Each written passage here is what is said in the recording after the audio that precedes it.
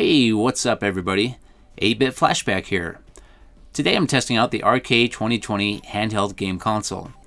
This is capable of playing all kinds of richer systems, such as Dreamcast, Game Boy, Game Boy Advance, Sega Genesis, Nintendo, PC Engine, PlayStation, and much more. Now before we start playing with this, let's quickly go over some of the specs for the RK2020. For the CPU, it's using the Rockchip RK3326 quad-core ARM Cortex-A35, running at 1.3 GHz. For the GPU, it's using the Mali G31 Devalion, and for the memory, it has 1 GB of RAM. For the display, it has a 3.5-inch IPS screen with 320 by 480 resolution, and because this is an IPS screen, that does give you those wide viewing angles. Located on the top of the handheld, we have 4 different shoulder buttons: the power button, headphone jack, USB-C port, and standard USB port. Then located on the bottom is going to be the access to your micro SD card. Then located on the face of the handheld, we have 4 different action buttons: the start and select, a joystick, and a directional pad. And there's also a couple more things located inside the box. There is a user manual that basically tells you what the controls do and a few other things. There's also a USB-C cable and a micro SD card reader. And there's even an optional rubber grip cover that's meant to go on top of the joystick. And if you put this on, this will give you a little bit better grip.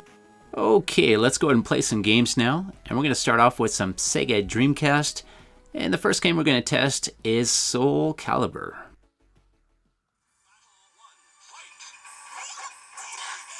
So I'm actually really surprised with how good this game's playing.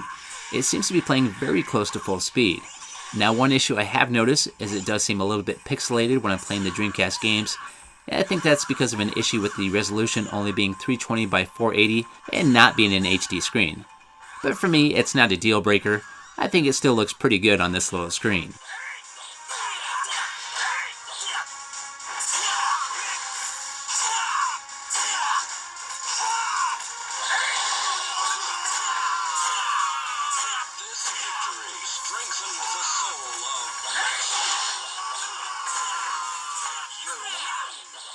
And here's another Dreamcast game. This is Daytona, USA.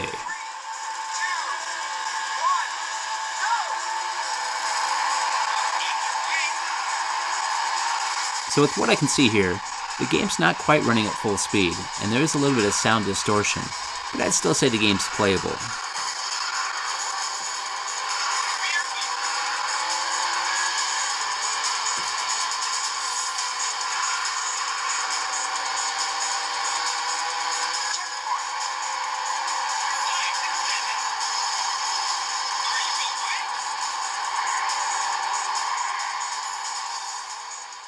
Now let's play some Sonic Adventure 2 for the Sega Dreamcast.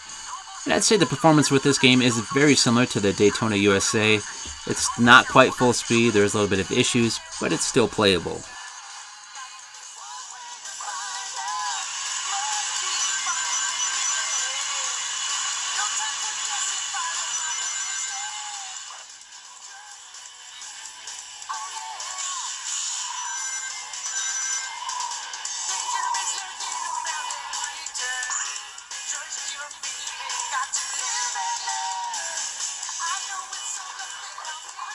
And let's try out one last game for the Sega Dreamcast. This is Mortal Kombat Gold. And this game seems to be playing really well and very close to full speed.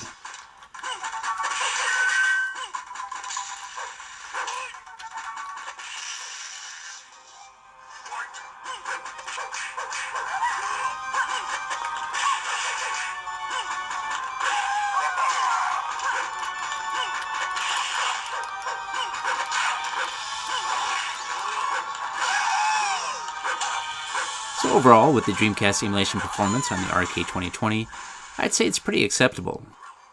Now let's go ahead and try out some PC Engine, and this little handheld console can play the PC Engine games no problem.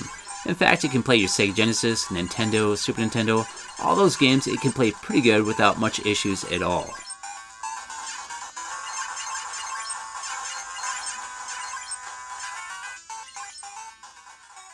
Now let's play some Game Boy Color, and we'll try out Rayman.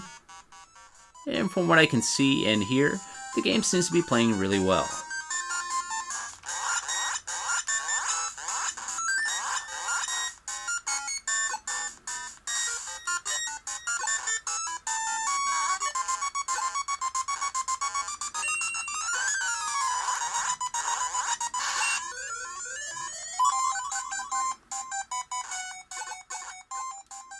Now it's time for some PlayStation, and we'll start off with some Tekken 3. And this game seems to be playing pretty smooth, and I'm not noticing much issues.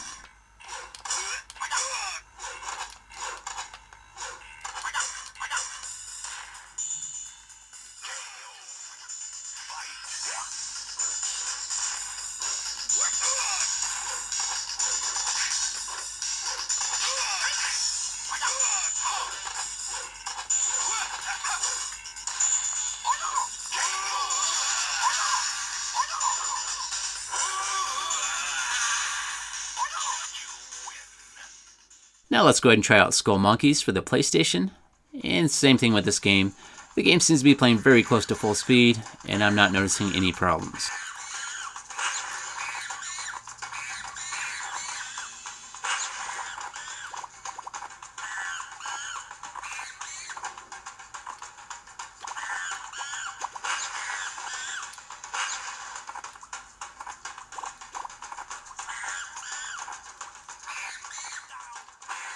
And let's go ahead and try out one more PlayStation game. This is Spider-Man. Hey, Spider.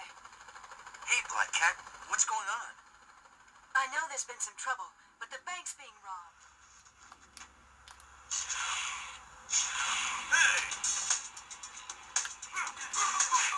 Another one taken down. And this game seems to be playing great. And I'd say the overall emulation performance for PlayStation on the RK2020 is pretty good.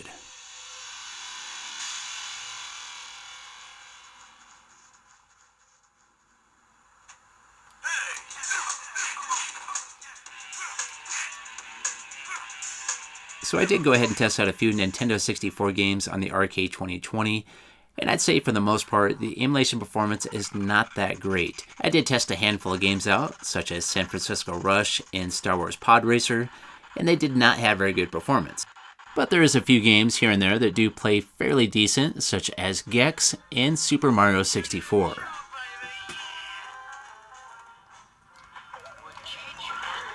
So here's my final thoughts with the RK2020, which I believe is a clone of another handheld floating around out there, but we're not going to go into detail with that.